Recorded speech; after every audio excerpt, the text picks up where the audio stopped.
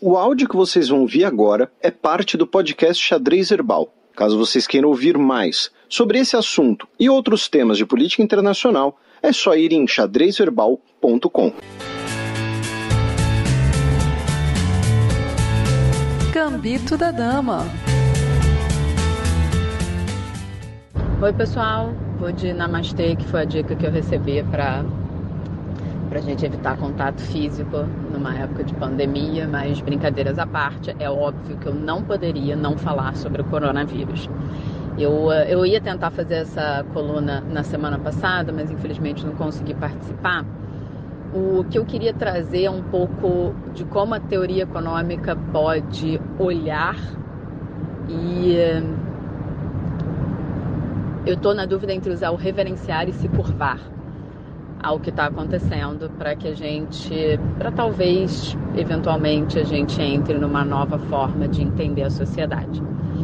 A epidemia já virou pandemia, já foi decretado como pandemia, tem características que diferem um pouco de outras situações.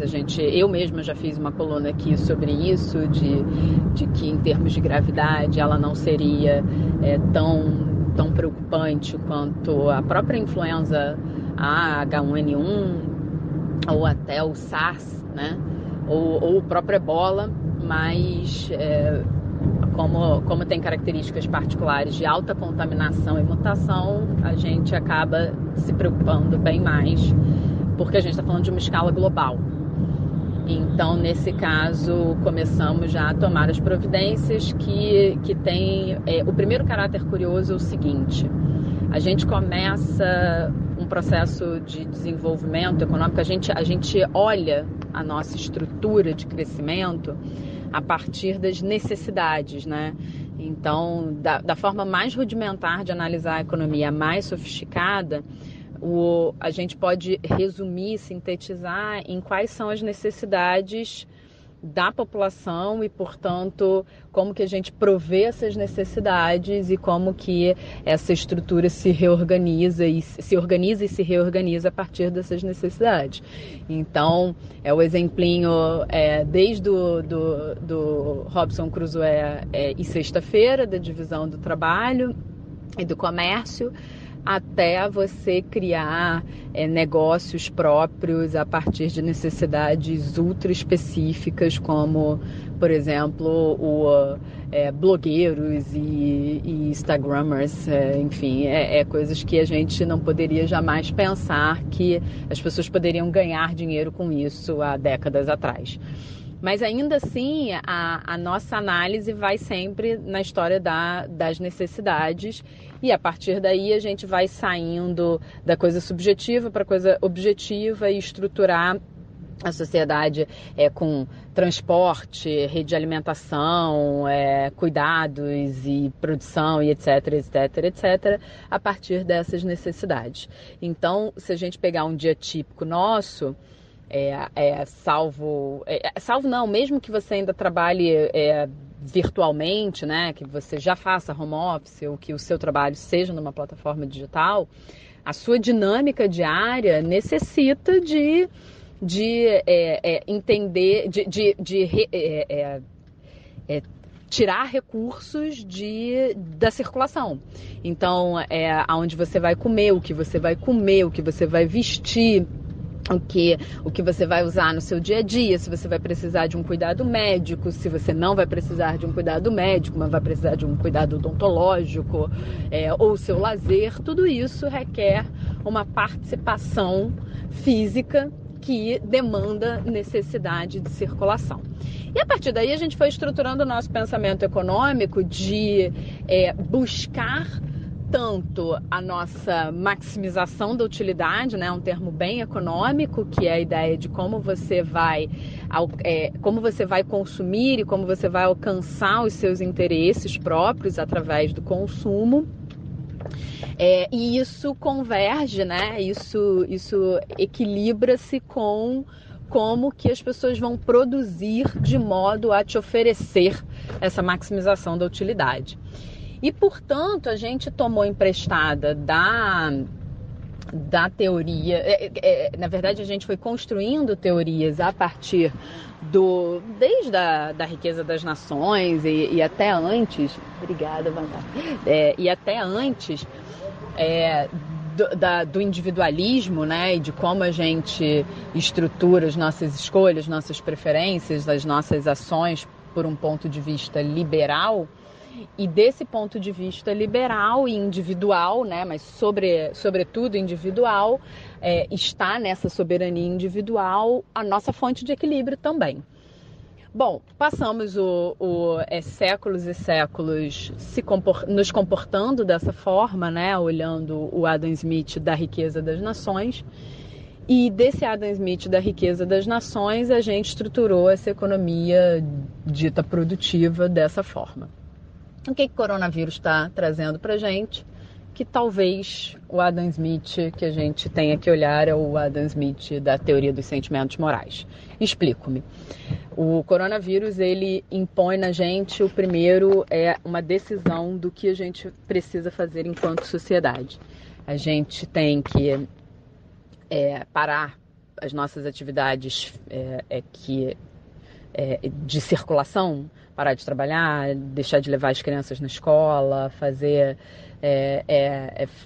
estocar comida e voltar a produzir e a cozinhar ao invés de sair para um restaurante, de novo trabalhar de casa, tentar entender que os cuidados médicos têm que ser restritos a quem efetivamente precisa. Então, não olhar aqui, por exemplo, no Brasil a gente tem, não só no Brasil, né, mas eu posso falar mais daqui, a gente tem muito a lógica de entender que cuidado da saúde é ir no hospital, mas a gente vai fazer isso numa era em que realmente só quem deve ir no hospital é quem está precisando ou quem está em grupo de risco. Então a gente precisa entender essa solidariedade de não buscar o seu resultado específico, a maximização estritamente individual do seu bem-estar. E mais do que isso, né? Em termos de letalidade, a gente já entendeu que o grupo de risco é um grupo mais vulnerável. Então, em grande medida, os idosos, que coloca até um paradoxo ético, né? A gente não é o meu campo, mas isso já obviamente não é uma discussão nova sobre como a gente trata os idosos na sociedade, em grande medida porque eles não estão mais no circuito produtivo. Então, essa é uma questão muito sensível, muito latente de como a gente olha para uma sociedade a partir de como ela trata as pessoas que ela eventualmente acha que não servem mais, né? É muito duro isso que eu estou falando, mas de alguma forma essa é uma discussão corrente da economia, né? Como a gente da economia não como ciência, né? Mas como forma de estruturar uma sociedade. Como que a gente cuida de quem não mais nos revela essa produtividade. Mas, de alguma forma, agora, a gente está tendo que se olhar diante do espelho e pensar qual vai ser a estratégia que a gente vai tomar a partir daí. Como que toca em mim a ideia de que pessoas que demandam cuidados especiais, idosos, imunodeprimidos, pessoas com doenças crônicas, como que eu vou olhar para essas pessoas e ter um cuidado que extrapola a minha maximização de utilidade? O que isso desperta em mim? Isso desperta o meu lado racional ou isso me desperta um sentimento? E a partir do momento que isso me desperta um sentimento, como que eu transmito isso para a sociedade? Então, acho que assim, eu queria falar isso um pouco para vocês hoje, porque eu acho que esse olhar da teoria econômica, que de alguma forma a gente resolveu separar esses dois autores, Adam Smith, talvez por um choque exógeno, falando bem economês, a gente esteja diante da necessidade de juntá-los de novo. Como que a gente se comporta como sociedade para entender um problema que é comunitário, que não tem solução individual. Então, das várias preocupações, o que eu queria trazer na semana passada para vocês era como um país como os Estados Unidos, que não tem um sistema de saúde público, vai resolver essa questão. como que as pessoas vão pagar pelo teste, ou ainda como que as pessoas vão deixar de trabalhar, porque eu não tenho uma legislação trabalhista que assegure o meu direito de ficar em casa. E, portanto, se não me assegura o direito de ficar em casa, eu não vou ficar em casa, porque eu preciso comer, né, para sobreviver. Então, como que eu vou olhar para toda essa dinâmica e pensar que as soluções continuam vindo do ponto de vista individual, quando é muito claro que as consequências são sociais? Esse é um ponto nevrálgico dessa situação bem específica que a gente está vivendo, e a partir daí quais vão ser as soluções que a gente vai apresentar.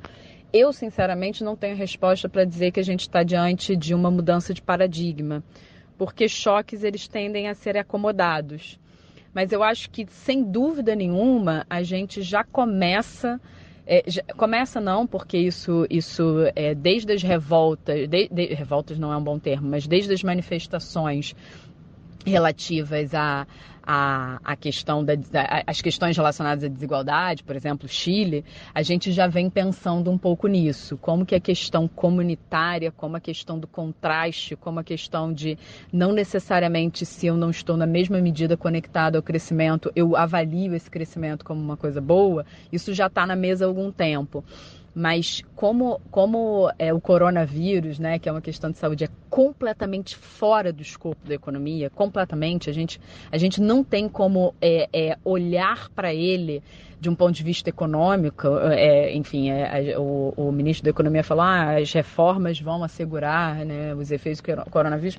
Não há possibilidade de se falar isso, eu não costumo ser dura assim, mas não tem possibilidade da gente falar isso, a gente não sabe quais vão ser os efeitos, a gente não tem a menor condição de avaliar que reformas internas estruturantes no Brasil vão ser capazes de acomodar. Assim, isso definitivamente não está no escopo da economia.